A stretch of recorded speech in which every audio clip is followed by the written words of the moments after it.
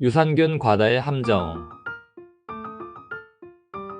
장 건강에 오히려 독. 여러분 안녕하세요. 약 없이 건강을 찾아드리는 자연약사 심재문이에요. 여러분, 유산균과 유익균에 대해 한 번쯤 들어보셨을 텐데요.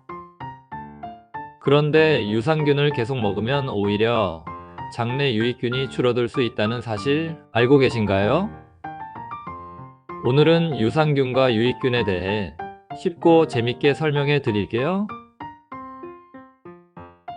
유산균과 유익균은 다르다. 많은 분들이 유산균과 유익균을 같은 개념으로 생각하는데요. 사실 유산균은 유익균의 일부일 뿐 전체 유익균을 대표하지 않아요. 유산균은 젖산을 생성해 장내 환경을 산성화하는 특징이 있어요. 이 과정에서 유해균을 억제하는 효과도 있지만 유익균까지 감소시킬 수도 있다는 점을 아는 게 중요해요. 유산균과 유익균의 차이. 유산균은 젖산을 생성해서 환경을 산성화하고 특정 유해균을 억제하는 역할을 해요. 유익균은 유산균을 포함한 다양한 장내 유익한 미생물로 소화, 면역 기능, 대사 조절 등을 돕는 역할을 해요. 유산균이 오히려 유익균을 감소시킨다. 유산균은 장내 미생물 군집에서 약 1% 정도만 차지하는 특공대 같은 존재예요. 꾸준히 유산균을 섭취하면 젖산이 생성되면서 유해균뿐만 아니라 유익균도 함께 줄어들 수 있어요. 즉, 유산균을 많이 먹는다고 장내 환경이 무조건 좋아지는 건 아니에요. 예를 들어 하루에 100억 마리의 유산균을 꾸준히 섭취한다고 가정해 볼게요. 처음에는 유해균 억제 효과가 나타날 수 있지만 장기간 섭취하면 마이크로바이옴의 균형이 깨지면서요. 미생물 다양성이 줄어들 위험이 있어요. 한 연구에 따르면 유산균을 지속적으로 보충하면 장내 미생물 균형이 오히려 감소할 수 있으며 면역 기능 저하와도 연관이 있다고 해요.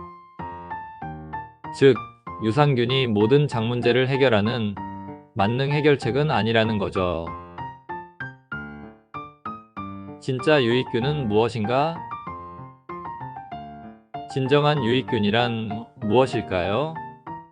대표적인 유익균에는 다음과 같은 것들이 있어요. 락토바실러스, 주로 소장과 점막에 존재하며 유해균 억제 및 면역력 향상에 기여해요. 락토바실러스 종류 중에서 람노서스G는 설사 예방 및 치료에 효과적이며 에시도필루스는 유당불내증 환자에게 도움이 되는 것으로 알려져 있어요. 비피도박테리움, 주로 대장에서 발견되며 소화기능 개선과 염증 억제에 도움을 줘요. 비피도박테리움 종류의 유익균은 대장에서 프로바이오틱스 역할을 하며 유해균의 성장을 억제하고 장 점막을 보호하는 역할을 해요. 엔테로코커스, 장 건강을 돕고 면역 조절 기능을 담당해요. 이 균은 자연적으로 사람의 장과 소화기관에 존재하며 특히 소화 과정에서 유익한 역할을 해요. 아커만시아, 장점막을 보호하고 비만 예방에 기여하는 새로운 유익균으로 주목받고 있어요. 연구에 따르면 이 균은 비만, 당뇨병, 대사증후군과 같은 질환의 예방과 관리에 중요한 역할을 하며 장내 미생물 생태계를 건강하게 유지하는 데 기여한다고 해요. 이 외에도 다양한 유익균이 존재하는데요. 이들의 비율이 적절하게 유지될 때 건강한 장 환경이 조성돼요. 마이크로바이옴의 크기가 중요하다. 우리 몸속 마이크로바이옴의 크기는 사람마다 달라요. 보통 30조에서 100조 개의 미생물이 존재하는데요. 유산균을 과다 섭취하면 유해균뿐만 아니라 전체 마이크로바이옴의 크기가 줄어들 수 있어요. 이는 면역 활성화와 에너지 대사에도 영향을 미쳐요. 마이크로바이옴이 작아지면 나타나는 문제는 다음과 같아요. 면역 기능 저하. 미생물 다양성이 줄어들면 면역 체계가 약화될 수 있어요. 감염에 대한 저항력을 낮추고 알레르기나 자가면역 질환의 위험을 증가시킬 수 있어요. 소화불량 및 대사 저하. 음식물 소화와 영양소 흡수에 문제가 생기면서 소화기 문제가 발생할 수 있어요. 장내 가스를 유발하거나 폭부 팽만, 변비 또는 설사와 같은 소화기 문제를 유발할 수 있어요. 만성 염증 증가. 장점막이 손상되면서 장누수 증후군이 발생할 수 있어요. 장누수 증후군은 몸 안으로 독소와 병원균이 유입되는 것을 유발하며 이는 전신 염증 반응을 증가시켜 관절염, 심혈관 질환, 대사 질환, 신경계 질환 등의 위험을 높일 수 있어요. 비만 및 당뇨 위험 상승. 유익균 부족은 대사장애를 유발할 수 있어요. 특히 렙틴과 그렐린과 같은 식욕 조절 호르몬의 기능이 저하되어 과식을 유도하고 비만으로 이어질 가능성이 커지고요. 유익균이 부족할 경우 에너지 저장 방식이 변화하여 지방 축적이 증가하며 장내 염증이 심해지면서 혈당 조절이 어려워져 당뇨병으로 이어질 수 있어요. 장 건강을 위해 해야 할 일. 다양한 유익균을 함께 공급하기. 특정 유산균뿐만 아니라 락토바실루스, 비피도박테리움, 엔테로코커스, 아커만시아 등 다양한 유익균을 함께 섭취하는 것이 중요해요. 프리바이오틱스 섭취하기. 프리바이오틱스는 유익균이 잘 자라도록 돕는 영양소예요. 마늘, 양파, 바나나, 아스파라거스 같은 식품이 대표적이에요. 유익균은 식이섬유와 올리고당을 발효하여 단세지방산과 같은 우리 몸에 유익한 물질을 만들어요.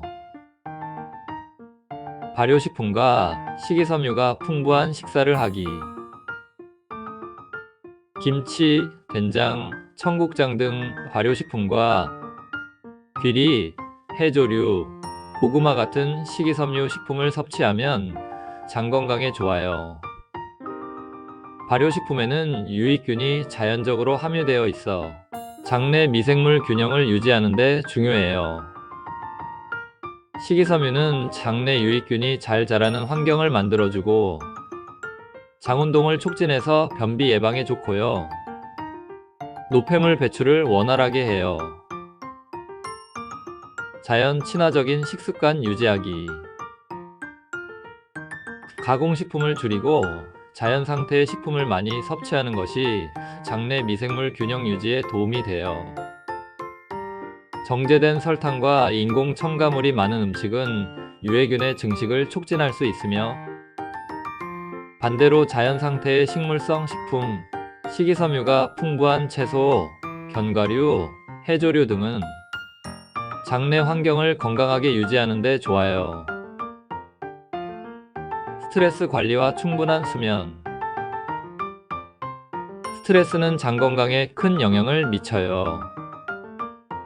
요가, 명상, 규칙적인 수면 습관을 들이면 장 건강에도 도움이 돼요. 숙면을 취하지 못하면 장내 미생물의 생체 리듬이 흐트러지고 면역력 저하와 대사 장애를 일으킬 수 있어요. 내 몸을 살리는 유익균. 지금까지 유산균과 유익균의 차이, 그리고 장 건강을 위해 어떻게 해야 하는지 알아봤어요. 장 건강을 유지하려면 단순히 유산균만 섭취할 게 아니라 마이크로바이옴 전체를 고려해야 해요. 앞으로 유익균 제품을 선택할 때는 신중한 접근이 필요하겠죠? 균형 잡힌 식단과 건강한 생활 습관을 함께하면 더 튼튼한 장 건강을 유지할 수 있어요. 오늘 준비한 영상은 여기까지고요. 지금까지 약 없이 건강을 찾아드리는 자연약사 심재문이었어요.